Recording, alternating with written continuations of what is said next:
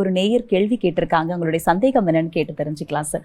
விஷால் திருச்சியில இருந்து சார். பிறந்த தேதி 24/12/2007 பிற்பகல் 2:10 மணிக்கு பிறந்திருக்காங்க. என் மகன் விஷால் துருத்திருப்பாக இருக்கிறான், நன்றாக விளையாடுகிறான், கடைசி நேரத்தில் தேர்வுகளிலும் ஓரளவு நல்ல மார்க் வாங்குகிறான். ஆனால் படிப்பில் போதிய நாட்டம் செலுத்துவதில்லை. இப்படியே விளையாட்டுத்தனமாக இருந்தால் அவன் எதிர்காலம் எப்படி இருக்கும்னு பயமா இருக்கு. அவன் மேற்கொண்டு நன்றாக படிப்பானா, எதிர்காலம் எப்படி இருக்கும்னு கேட்டிருக்காங்க சார். இவர் மேஷ லக்னம், திருவாதிரை நட்சத்திரம், மிதுன ராசி. படிப்பை பற்றி இந்த குழந்தையுடைய பெற்றோர் கவலைப்பட வேண்டிய அவசியமே இல்லை.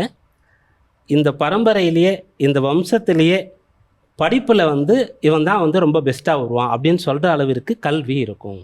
ஏன்னா கல்வியில் நிறைய இடங்கள் இருக்கிறது. 2ஆம் இடத்தையும் 4ஆம் இடத்தையும் ஆரம்ப கல்வி அப்படின்னு சொல்லலாம்.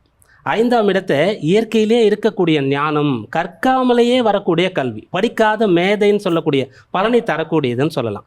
9ஆம் பாவத்தை உயர்கல்வின்னு சொல்லலாம். 9, 12ஓட தொடர்பு கொண்டா வெளிநாடு போய் உயர்கல்வி படிப்பாருன்னு சொல்லலாம். அப்படி இந்த குழந்தைக்கு 9ஆம் இடம் வலுத்து இருக்கிறது.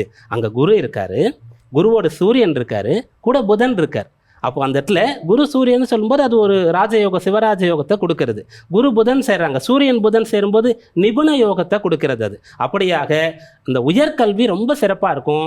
இந்த வயசில் விளையாட்டுத்தனமாகத்தான் இருக்கணும், அப்படித்தான் இருக்க முடியும். ஏன்னா மேஷ லக்னம், அந்த லக்னத்திற்கு 7ஆம் இடத்துல சுக்கிரன் இருக்கார். சுக்கிரன் லக்னத்தை பார்க்குறார். அப்போ படிப்பையே விளையாட்டாக தான் இந்த குழந்தை செய்வான். மேலே உயர்கல்வி படிக்க போகிறதும் கூட ரொம்ப பாடுபட்டு பகலாக அப்படியே கண்ணு முழிச்சு நைட்டெல்லாம் தூங்காமல் அப்படி படிக்கிறதுலாம் இல்லை. ஜஸ்ட் லைக் தட்டாக படிச்சுட்டு போவான். ஆனால் அதில் சாதிப்பான். அதனால் கல்வியை பற்றி நீங்கள் கவலைப்பட வேண்டாம். ஆனால் ஆரோக்கியத்தில் நீங்கள் அக்கறை கொள்ளணும். ஏன்னா இந்த லக்னத்திற்கு அதிபதியாக இருக்கக்கூடிய செவ்வாய் வக்ரகதியில் இருக்கின்ற. 5ஆம் இடத்துல சனி கேது சேர்ந்து சனி வக்ரகதியில் இருக்கிறாங்க. சூரியனை வைத்து தான் லக்னம் வருகிறது. ஆத்மகாரகன்னு சொல்கிறோம். மறைமுகமாக உயிருக்கும் சூரியன் தான் அதிபதி. அவருடைய வீட்டில் சனி வக்கரம் பெற்று கேதுவோட சேர்ந்து இருக்காரு. இப்போது ராகு தசையில் பிறந்த குழந்தைக்கு அடுத்து நடக்கக்கூடியது குரு மகா திசையாக இருக்கிறது. அதனால் நீங்கள் அந்த படிப்பு மந்தமாக இருக்குன்னு கவலைப்பட வேண்டாம். ஆரோக்கியத்திற்கு முக்கியத்துவம் கொடுங்க. படிப்பில் சாதிக்கக்கூடிய குழந்தை தான் இந்த குழந்தை.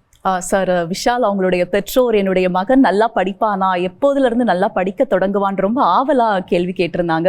உங்களுடைய பதில் அவங்களுடைய ஆவலை தீர்த்திருக்கும்னே நினைக்கிறோம் சார். அடுத்ததாக ஹரிபிரசாத் சார், நீங்கள் சொல்லுங்கள். இந்த நேயர் கேட்டிருந்த கேள்வி, குழந்தை விளையாட்டுத்தனமாக இருக்கான், எப்போ நல்லா படிப்பான் அப்படின்னு. சார் சொன்னாங்க விளையாட்டுத்தனமாக தான் இப்போ இந்த ஸ்டேஜில் படிப்பு வரும், அதுக்கப்புறம் நல்லா படிப்பான் அப்படின்னு. பொதுவாகவே இந்த ராசியினருக்கு எப்போ சார் அந்த மாற்றம் என்பது ஜாதகத்துல வரும்? இந்த ராசியினர்னு நம்ம பிரிக்கிறத விடமா இந்த லக்னத்தையும் ராசியும் கம்பைன் பண்ணி அழகாக சொன்னார். இந்த பையன் உதாரணத்துக்கு இந்த பையனே நம்ம எடுத்துப்போமே, ஒரு நிபுணத்துவம் இருக்கும்னு சொன்னார். அவன் ஜஸ்ட் லைக் தட்டுங்கிற ஒரு வேர்டை சொன்னார். அதுதான் அவனுடைய குணாதிசயமே. அந்த குணாதிசயத்தை தீர்மானம் பண்ணக்கூடியது அவர்களுடைய லக்னம் மற்றும் ராசி. இப்போ ஜென்ம லக்னாதிபதி செவ்வாய் கொஞ்சம் வக்கரமாக இருந்தாலும் அவன் நல்ல பொசிஷனில் இருக்குது. 9ஆம் பாவம் சூப்பராக இருக்குன்னு சொல்லிட்டார். அதாவது உயர்கல்வியெலாம் ரொம்ப பிரமாதமாகவே படிப்பான் அப்படிங்கிறதையும் சொல்லிட்டார். அவன் எப்பயுமே அவனுடைய கேரக்டர் என்னென்னா, சும்மா அப்படியே போய் புரட்டிட்டு எக்ஸாம் எழுதிட்டு வந்துடுவான். ஆனால் இந்த பேரண்ட்ஸ் என்ன நினைக்கிறான்னு சொன்னால், இவர்கள் அவன் ஃபுல் அண்ட் ஃபுல் எப்போ பார்த்தாலும் உட்காந்து அப்படியே படிச்சுட்டே இருக்கணும், அப்படியே போய் அதை போய் ஒப்பிச்சு விடணும், அங்கே என்ன இருக்கோ அதை அப்படியே வைக்கணும்னு நினைப்பான். ஆனால் அந்த பையன் அப்படி இல்லை. அவனுக்கு அப்சார்பிங் மைண்டுங்கிறது அதிகமாக இருக்குது. இந்த அப்சார்பிங் மைண்டை வச்சுட்டா அவன் ஃபுல்லாக கிளாஸில் நல்லாவே கவனிக்கிறத பிடிச்சிக்கிறான், அதை போய் அப்படியே அவன் பெர்ஃபார்ம் பண்ணிடுறான். அவ்வளோதான், உட்காந்து படிக்கணுங்கிற அவசியம் இல்லையே. இப்படித்தானே கல்வி சிஸ்டம் அப்படிங்கிறதே அப்படி தானே இருக்கணும். ஆனால் நம்ம என்ன பண்ணுறோம், மார்க்ஸுக்கு மட்டும் இம்பார்ட்டன்ஸ் கொடுக்குறோம், அந்த நம்பர்ஸ்க்கு இம்பார்ட்டன்ஸ் கொடுக்குறோம். ஆனால் அந்த பையன் நல்லா புரிஞ்சுக்குப்பான். புரிஞ்சுண்டு படிக்கக்கூடிய தன்மைங்கிறது இருக்குது. இதை ராசி இந்த ராசிக்காரர்கள் இப்படி இருப்பார்கள் அப்படின்னு சொல்கிறத விட, இப்போ உதாரணத்துக்கு இந்த பையனை எடுத்துனா மிதுன ராசின்னு சொல்லிட்டார், திருவாதிரைன்னு சொல்லிட்டார். மிதுன ராசிக்கு அதிபதி புதன், அந்த நட்சத்திரத்துக்கு அதிபதி ராகு. இவர்கள் இருவருடைய காம்பினேஷன் எல்லாத்தையுமே ஏன், எதற்கு, எப்படிங்கிற ஆராய்ச்சி செய்யக்கூடிய தன்மையை கொடுத்துரும். அந்த பையன் கண்டிப்பாக அந்த பரம்பரையிலேயே அவன் தான் நல்லா படிக்கிற பையங்கிறதையும் சொல்லிட்டார். அவன் ஒரு ரொம்ப பெரிய ஒரு ஆராய்ச்சியாளனாகவே வருவான் அந்த பையன். அந்த நிபுணத்துவம்ங்கிறது வரும், டெக்னிக்கல் பர்சனாகவே இருப்பான். ஏன்னா மேஷ லக்னம் வேற, 10ஆம் பாவ சனி, இந்த கிரகங்கள்லாம் சேர்ந்து அவனோட highly technical person and new இன்வென்ஷன்ஸ்னு சொல்லுவாள், புதிய கண்டுபிடிப்புகள், இது அத்தனையுமே அவனுக்கு கொடுத்துடும். ஆக நீங்கள் மார்க்ஸுக்கு இம்பார்ட்டன்ஸ் கொடுக்காதீங்க. இப்போ நீங்கள் கேட்ட கேள்விக்கு நான் வந்துடுறேன். அவர்களுடைய தசா புக்தியை பார்த்து கொள்ள வேண்டியது. 4ஆம் பாவம் அழகாக சொன்னார். 2ஆம் பாவம் 4ஆம் பாவம் அடிப்படை கல்வி, 9ஆம் பாவம் உயர்கல்வி, அதிலே 11ஆம் பாவம்ங்கிறது ஆராய்ச்சி செய்யக்கூடிய கல்வி. இப்படின்னு நிறைய பிரிச்சுக்கிட்டே போகிறோம். இது எதெல்லாம் அந்தந்த நேரத்தில் ஒர்க் ஆகிறதோ அதுக்கு தகுந்த மாதிரி இருக்கும். ஒரு சில பேர் பிஹெச்டியே பண்ண மாட்டா, அந்த பிஹெச்டிங்கிறது எஜுகேஷனில் சப்போர்ட் பண்ணாது, ஆனால் அதனுடைய தொழில் முறையில் சப்போர்ட் பண்ணும். அவங்களுக்கு அவங்களுடைய பிஸ்னஸ்லேயே பார்த்தோம்னா சாதாரணமாக 10வது படித்த பையனாக தான் இருப்பான். ஆனால் தொழில் முறையில் புதிய தொழில்நுட்பங்கள் எல்லாம் பயன்படுத்தி நிறைய பிஹெச்டி பண்ணவங்களும் அவங்ககிட்ட வேலை பார்த்துட்டு இருப்பாங்க. அந்த அம்சமும் இருக்குது இல்லையா? அதனால் குழந்தைகளுடைய அவன் விளையாட்டுத்தனமாக இருக்கான்னு சொன்னால் அவனை நல்லா என்கரேஜ் பண்ணுங்கோ. கண்டிப்பாக உங்கள் பையன் இந்த எஜுகேஷன்லேயும் நல்லா இருப்பான், அவனுடைய கரியர்லேயும் அவன் ரொம்பவே சூப்பராகவே வருவான். உங்களுக்கு பெருமை தரக்கூடிய மகனாகத்தான் இருப்பார். ஒரு நேயர் சந்தேகம் கேட்டிருக்காங்க, என்னன்னு பார்க்கலாம் சார். கைலாஷ் நாமக்கல் மாவட்டம் சார். பிறந்த தேதி 18/8/2006 இரவு 7:15 மணிக்கு பிறந்திருக்காங்க. என் மகன் கைலாஷ் அண்மை காலமாக சில கெட்ட பழக்கங்களுக்கு ஆட்பட்டுள்ளான். இதனால் அடிக்கடி கெட்ட பெயர் ஏற்படுகிறது. அவனை எப்படி திருத்தி நல்வழிப்படுத்துவதுன்னு கேட்டிருக்காங்க. கைலாஷ் மிருகசீரிஷ நட்சத்திரம், 3ஆம் பாதம், மிதுன ராசி, லக்னம் கும்பம். இப்போ நீங்கள் சொன்ன விஷயத்தில் கட்டாயம் நீங்கள் ஜாக்கிரதையாக தான் இருக்கணும். குறைந்தபட்சம் இன்னும் 2 ஆண்டுகள் இப்படிப்பட்ட ஒரு தசை தான் நடக்குது கைலாஷுக்கு. அந்த 2 ஆண்டுன்னு சொல்கிறது 2026ஆம் வருடம் டிசம்பர் மாதம் வரைக்கும். அது வரைக்கும் நடக்கக்கூடிய தசை ராகுவுடைய தசை. அதில் இப்போ சந்திர புக்தி நடக்குது. ராகுவும் சந்திரனும் சேர்ந்தா கிரகண தோஷம். இதுக்கப்புறம் வரக்கூடியது செவ்வாய் புக்தி. ராகுவும் செவ்வாயும் சேர்ந்தாலும் இதை செய்தால் அதனுடைய விளைவு என்னன்றது தெரியாது.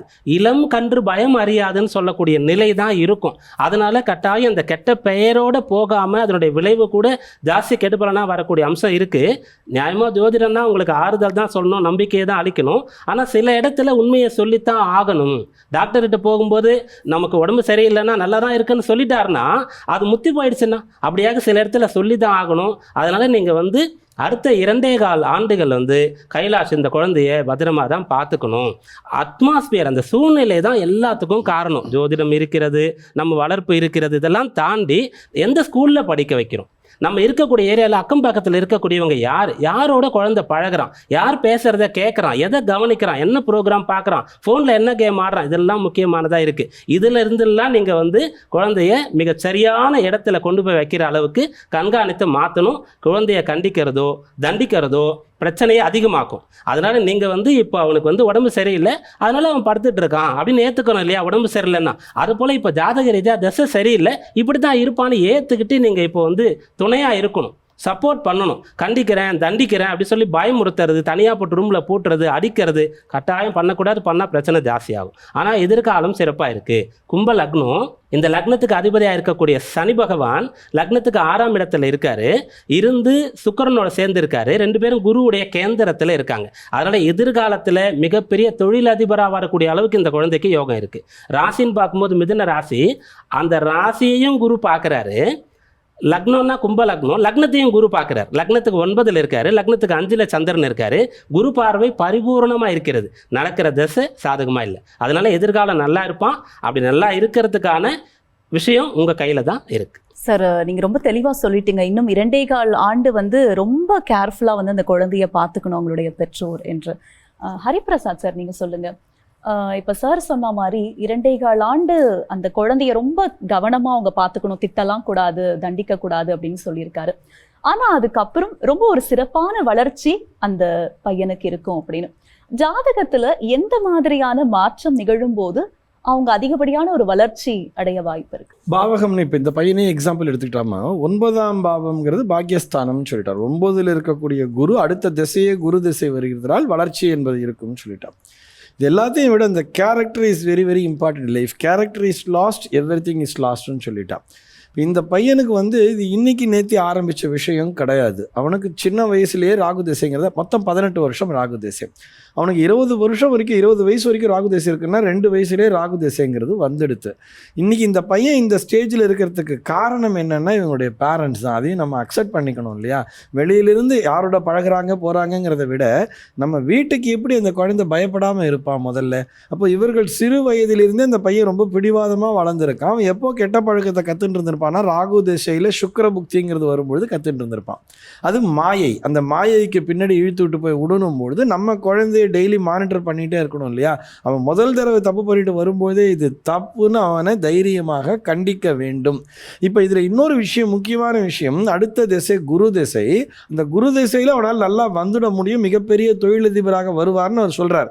அப்போ அந்த குரு அங்கே முக்கியமான காரணமாக போகிறது. அப்போ வளர்ச்சிங்கிறது எங்கேருந்து வரணும்? குருக்கிட்டேருந்து கிடைக்கணும். அப்போ டீச்சர்ஸ் வந்து சொல்கிறதே நம்ம கேட்கணும். எப்படியா இருந்தாலும் ஸ்கூலில் டீச்சர்ஸ் சொல்லியிருப்பாங்கல்ல உங்கள் பையன் தப்பான வழியில் போராடும் பொழுது, அப்போ அந்த டீச்சர்ஸ்க்கு வந்து கண்டிக்கிற உரிமையை நாம் தர வேண்டும். டீச்சர் அடிச்சிட்டானோ அது எப்படி என் பிள்ளையை அடிக்கலாம்னு போய் சண்டை போடக்கூடாது. அந்த பையன் கண்டிப்பாக ஒரு ஆசிரியரால் தான் அவன் மாற்றத்திற்கு வர வேண்டும் என அடுத்த திசை குரு திசை.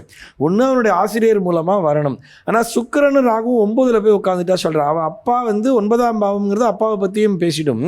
அதுவும் போய் அங்கே 6ல் உட்காரும் பொழுது மேபி அந்த நான் வந்து அவர் சொன்ன மாதிரி நம்ம எதையுமே நெகட்டிவாக சொல்லக்கூடாது. அவளுக்கு ஒரு பாசிட்டிவ் தான் நம்ம ஏற்றிக்கிட்டே இருக்கணும். தகப்பனாரிடமிருந்து கூட ஒரு சில விஷயங்களால் அவன் பாதிக்கப்பட்டிருக்கலாம்ங்கிறதுக்காக நான் சொல்கிறேன். அப்போது அவன் வந்து அந்த குருவை அவன் நம்ப வேண்டும். அவனுடைய வளர்ச்சிங்கிறது எங்கேருந்து ஆரம்பிக்குதுன்னு பார்த்தா அவனுடைய குரு கிட்டேருந்து ஆரம்பிக்கிறது. ஸோ காலேஜில் ஒரு டீச்சர்ஸ் பார்க்கும்போது அந்த டீச்சர்னுடைய அட்வைஸின் மூலமாக அவன் பெரிய மாற்றத்தை சந்திப்பதற்கான வாய்ப்புங்கிறது உண்டு. ஸோ அவனுடைய ஆசிரியரை நம்புங்கள். இந்த மாதிரி ஒவ்வொருவருடைய ஜாதகத்திலையுமே வளர்ச்சியை தரக்கூடிய பாவக என்பது தனித்தனியாகவே இருக்கும். அது ஒவ்வொரு லக்னத்திற்கு ஏற்றபடியும் மாறுபடும்.